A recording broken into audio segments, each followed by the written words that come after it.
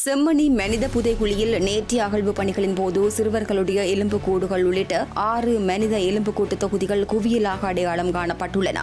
செம்மணி மனித புதைகுழியில் 3ஆம் கட்டத்தின் 19ஆம் நாள் அகழ்வு பணி நேற்று நடைபெற்றது. அதன்போது சிறுவர்களுடைய எலும்புக்கூடுகள் உள்ளடங்கலாக 6 எலும்புக்கூடுகள் குவியலாக அடையாளம் காணப்பட்டுள்ளன. அவற்றினை சுத்தம் செய்யும் பணிகள் முன்னெடுக்கப்பட்டு வருகின்றன.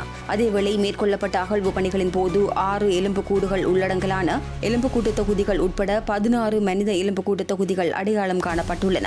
அத்துடன் ஏற்கனவே அடையாளம் காணப்பட்ட எலும்புக்கூடுகளில் 4 எலும்புக்கூட்டு தொகுதிகள் முற்றாக அகழ்ந்தெடுக்கப்பட்டுள்ளன. அதன் அடிப்படையில் செம்மணி மனித புதைகுழியில் இதுவரையிலான காலப்பகுதியில் நடைபெற்ற அகழ்வு பணிகளின் போது 318 மனித எலும்புக்கூடுகள் அடையாளம் காணப்பட்டுள்ளதுடன் 302 எலும்புக்கூடுகள் முற்றாக அகழ்ந்தெடுக்கப்பட்டுள்ளமை குறிப்பிடத்தக்கது. துப்பாத்தி புதைகுழி வழக்கு 3ஆம் கட்டத்தின் 19ஆம் நாள் இன்று யாழ் நீதவான் எஸ் லெனின்குமார் அவர்கள் முன்னிலையில் எடுத்துக்கொள்ளப்பட்டது. இன்று புதிதாக 4 மனித எலும்பு எச்சங்கள் அகழ்ந்தெடுக்கப்பட்டன. அத்தோடு 16 மனித எச்சங்கள் அடையாளம் காணப்பட்டன. இன்று மொத்தமாக இதுவரை 302 மனித எச்சங்கள் அகழ்ந்தெடுக்கப்பட்டிருக்கின்றன.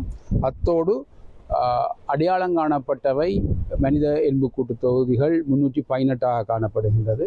அத்தோடு இன்று அந்த மனித எச்சங்களோடு அக்யூமுலேஷன் என்று சொல்லப்படுகின்ற மனித எலும்பு குவியல்கள் ஒன்றும் 20ஆம் இலக்கமிடப்பட்டு காணப்பட்டிருக்கின்றன. இந்த அகழ்வு பணி நாளை தொடர்ந்து 20ஆம் நாள் நடைபெற இருக்கின்றது.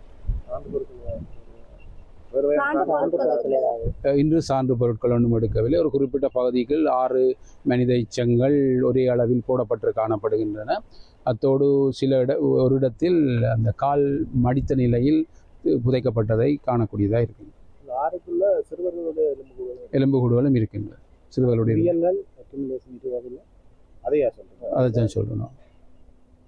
இன்னொரு குவியலும் இல்லை. மற்ற சிறுவர்கள் இன்னொன்று அங்காலயம் 6 இருக்குது. இஞ்சாலயம் 2 குவியல் மனித எச்சம் அடையாளப்படுத்தப்பட்டிருக்கு. ஆனால் அக்குமுலேஷன் 20 மட்டும், ஒரு குவியல் மட்டும்தான் இருக்கு.